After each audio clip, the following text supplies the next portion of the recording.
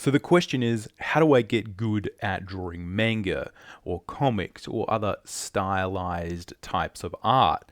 There's a huge plethora, a giant massive information on how to get better at drawing realistic anatomy. You may have seen a huge number of books, a lot of sort of anatomy books, and often, some of the best how-to books and how to draw books aren't necessarily done for that kind of stylized manga comic book look. The other thing is that there's a huge variety of good reference out there. You can, purchase and get your hands on a lot of really, really good reference that talks about anatomy, talks about how to pose the figure, gives you, really good accurate proportions. But again, it's not really suited for, what we're often trying to do when we're doing comics, where you might have something like One Piece where, things are sort of very, very exaggerated, or you might have something like Naruto. Get that right way.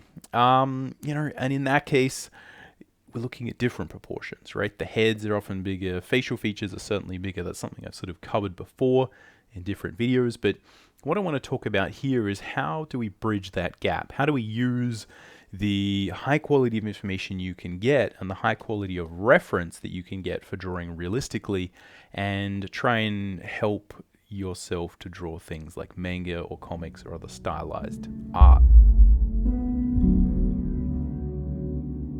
Welcome to the Drawing Codex, where we're all about drawing cool stuff from our imagination, embracing the challenge of drawing, and mastering the craft of line and color illustration. My name's Mcburnie. I've been a professional working artist for over 20 years, and again, I've drawn a lot of comics.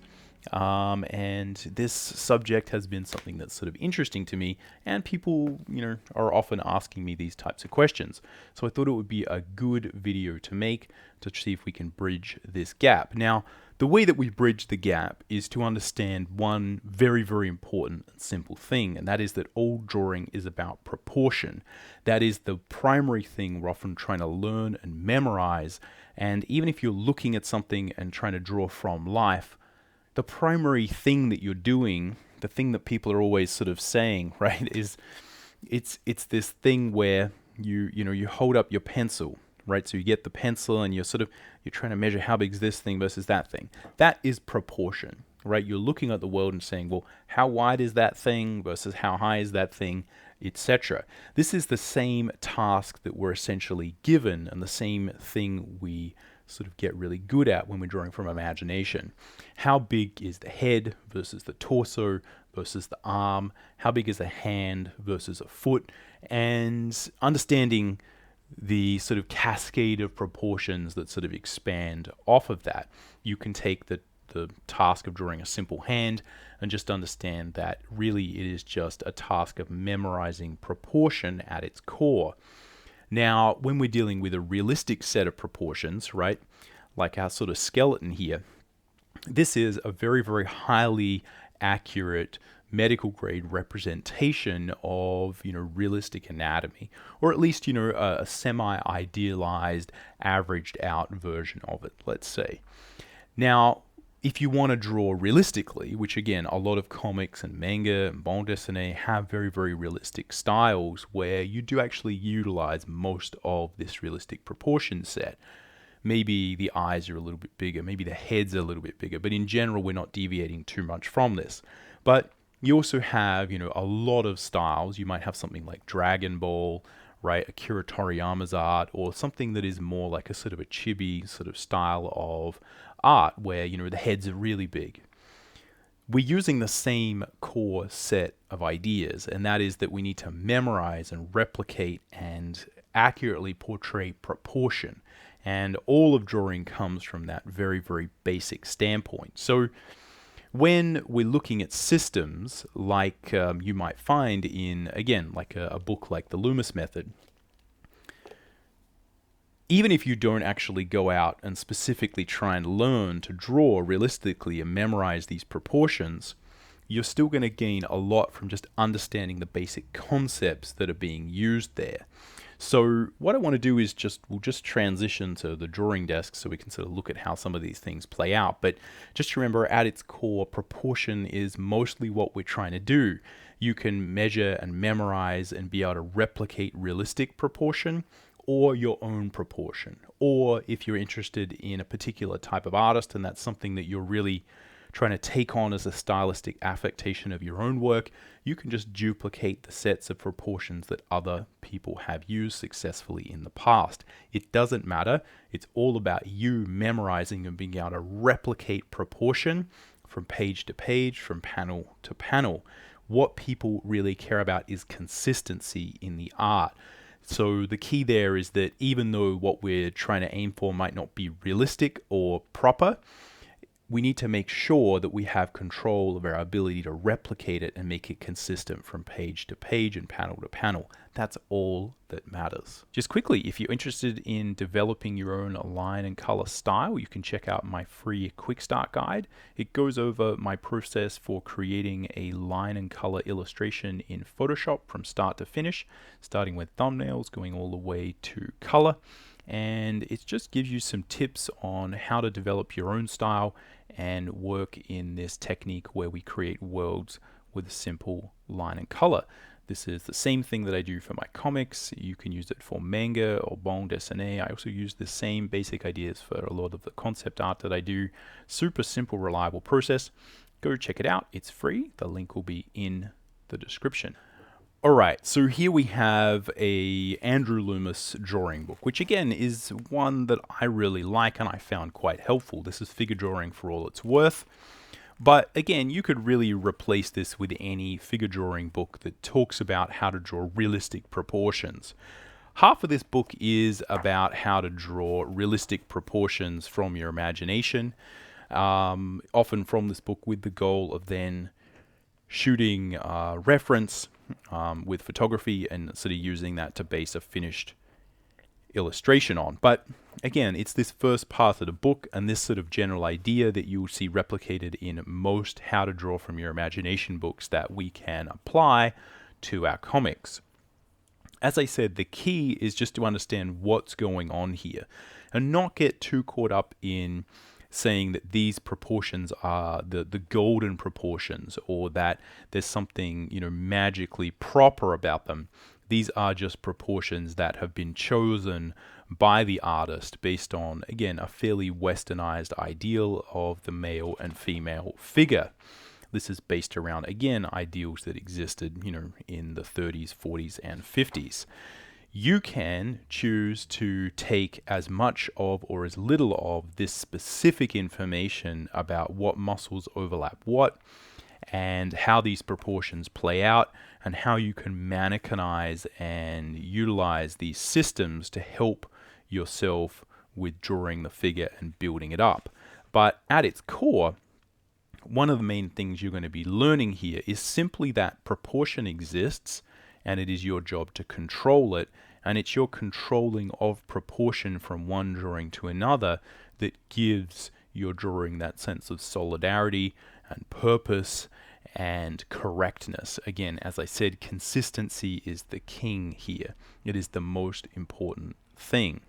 Now, again, there's a huge number of tips that you can use here, but I feel like again, the main takeaway is just don't feel like this is not for you if you're more interested in drawing stylized art or, again, something sort of heavily stylized like, your typical sort of manga style. Now, again, I always sort of put this caveat in there. There's a huge variety of different manga styles. You can have something like Haruka Samura is, again, one of my favorite manga sort of artists, has essentially almost a realistic anatomy set with maybe slightly exaggerated faces. The heads tend to be a little bit bigger than you're going to see in the Western ideal, but specifically the hands are very sort of realistically drawn, and there's not a lot of that sort of heavy exaggeration that you're going to see in a manga like One Piece. Again, part of the reason, again, I sort of keep talking about this is just to sort of make people aware, if you do like manga, there's lots of different types of manga out there. You should really explore it all. And really what we're dealing with is just being able to draw in an exaggerated way where we're still controlling proportion. The other thing that I always mention is that you might have some manga like One Piece, and I think One Piece is especially sort of known for its like heavy exaggeration, and to a certain degree that's the kind of thing that you can certainly help yourself being able to draw and control proportion by just understanding basic drawing. But a lot of the exaggeration here, I think, is maybe done a little bit more shooting from the hip and just sort of based on emotion and what looks good. Again, I can't speak for other artists, but I don't know exactly how they do things. But certainly in my case, right, one of the things that I would be doing is just sort of controlling proportion in my own work and trying to make sure that from panel to panel I got all of these proportions accurate. Now, the trick is that you kind of get to make up your own proportion. If you're dealing with something like this sort of ARA book that has a bunch of characters that are semi-realistic in terms of their proportion, then it's just a matter of coming up with your own little variation, which again I'll show as a little demo in a minute. If you're doing something else like the Pinocchio book that I did, which again I don't have a copy of here, but I'll flash an image so you can sort of see the generalized proportions there. The thing with that is just that we're taking the same idea and we're sort of just dialing up that concept even further. We're just dealing with very, very stylized proportions, and I have actually made a YouTube video previously talking about how you can mannequinize and create your own proportions based on very, very stylized characters. But again, in this case, what I'm trying to do as best I can is just control proportion and create my own version of this thing. And again, that really is all there is to it. So I guess the question that you might have is like, well, why do I need to do this in the first place? Well, the thing is that if you learn to draw the realistic set of proportions, it's a really good way to practice because it forces us to focus on something that it's very easy for us to see when it's wrong. So again, depending on your goals, that may be something that's interesting to you or not, but certainly the idea of being able to tell because you know what a human looks like and other people know what a realistic human looks like, it's very easy to say, hey, you've sort of messed this up. The head looks too big, the hands are too small, etc., etc. So it's a really good way to troubleshoot your ability to understand what's going on. Again, if we look at our sort of skeleton reference here, right, you're going to be dealing with, again, a pretty standard set of proportions, and insofar as you mess that up, you're going to know about it. That's what's really good about it from a learning perspective. But you don't need to do this. It is just a good thing to practice to do. I think it's also been really useful for me to kind of just study the realistic proportions because it means if I'm doing concept art and the game requires realistic proportions, I kind of know how to do that. So either way, what you're trying to do is just create this sort of version of this in your mind, and that can either be this set of proportions or it can be a modified set of proportions.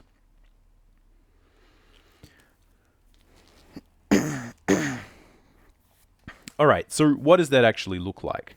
Well, really it is just a matter of understanding the primary thing that we're learning is the mannequinization of the anatomy, right? So the mannequinization is just where we sort of draw a simple sort of version of that anatomy and we try and use that to help us control proportion, right? So again, if we sort of have a pretty standard sort of boring stick figure here, and again I'm just sketching around, right, just so we can sort of get a rough idea, right? So if we have our sort of simplified version of that anatomy, basically all we need to do is just transfer this and make it into a slightly exaggerated or more interesting version of that. So you might just have all of your characters have quite long legs. So that there's a number of these sort of set proportions like that, right? Where just some things just kind of look cool, make it a bit easier to do some exaggerated poses. They just kind of have a nice kind of style. So you might try a very simple modification on those proportions where we basically just kind of make the head gets a little bit bigger, and the legs can just sort of get a little bit sort of bigger and longer too, right? So you might just have, a simple modification of the set of proportions that, just gives you a slightly different look. Now, there are rules and things that, you can use to kind of help yourself get better, more appealing versions of these designs. A good one that I found really helpful is that you always want your sort of knuckles or your hand to kind of be above the knee, right? So I probably wouldn't make this arm, sort of that short. I still want to kind of match the hand to knee sort of proportion that you would probably see in the realistic set of proportions. Now keep in mind, this is not a drawing lesson. I'm just going over the basic concepts so you can maybe hopefully use some of these anatomy books and understand how they relate to what you want to do, which again is what I wanted to do when I was learning to draw, is draw in a more stylistic way. I'm not going over exactly what these proportions are. If you wanted me to make that video, let me know and I can sort of, go over that in more detail. But the trick is that there's a set of proportions that are going to give you a more or less sort of realistic figure, and you can just modify them as you wish. You can also, if you have characters or your just base style is kind of very, again, it might be really sort of lanky, sort of skinny characters, or you might have a base that is just a bunch of really sort of chunky characters. Either way, what you do is you basically just modify your basic set of proportions. So if we had a really sort of skinny character, again, it would just be a matter of doing the same thing, similar to this, right? I'm still using that sort of basic Loomis mannequin, right? But this will give us a bit more of that kind of fashion look, right? Which is not in vogue, pun intended, at the moment, right? So again, you might have like a really kind of skinny character, right? Sort of long neck or something, or all of your characters might just look like that. The other thing you might do is say, I want a character with kind of like a really sort of big chest, right? Big sort of broad shoulders. And what you're going to do is just memorize this basic set of proportions yourself. And as soon as you just understand this basic modification to, what you're learning and kind of where, if we just sort of move that one up, right? As soon as you just kind of understand this basic modification, then it becomes a lot easier to see where you can utilize these ideas here. And all you have to do in your mind is just understand that, well, the most valuable bits of these books are really about proportion, and this is really what Loomis is probably most sort of known for in terms of figure drawing from imagination education. It's just the idea of simplifying and mannequinizing the figure. But as long as you understand that you can change this, it's not like high school, and I keep saying this to people, it's not like high school, there's not rules, this is not something that controls you. You control this is your world, this is your universe. That's what's exciting about all of the manga, all of the comics you read, right? They give us their own little world. You're in control of that. That is your world. You can make these proportions whatever you want. The trick is that you just need to sort of control them and learn to make sure that you can replicate that set of proportions. But all of the rest of the information in the book, talking about how you can sort of build mannequins that will help you to sort of pose the character, is completely useful. It's just that in your version, maybe the head is bigger and, the shoulders are wider. It really doesn't matter. The rest of the information that you're going to find in this book is, again, very, very useful. You just have to kind of ignore the fact that it's drawing realistic anatomy and just understand that you can use exactly the same concepts to block out and build your much more stylized anatomy. in the same way that often these things are trying to explain very, very basic drawing concepts. And here you have, similar ideas where there's just some nice tips about what forms overlap what and how you can use these when you're creating your own figures from imagination. All of this can be utilized to you drawing your own highly stylized manga stuff, or it could even be for, video game style art. A lot of Capcom art has very, very, exaggerated versions of these types of muscle groups, right? So you're still doing the same kind of thing. If you sort of take some classic sort of Breath of Fire concept art, right? We're still using the same basic forms here. It's just that they're exaggerated, right?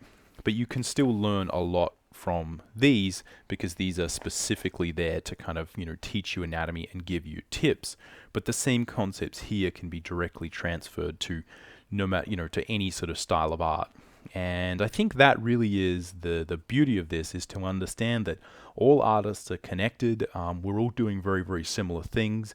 A huge part of that is just dealing with proportion and managing proportion, and we can learn a lot from each other. I think a lot of people could learn a lot from reading manga and understanding how impactful just that focus on faces and stories and the storytelling can be.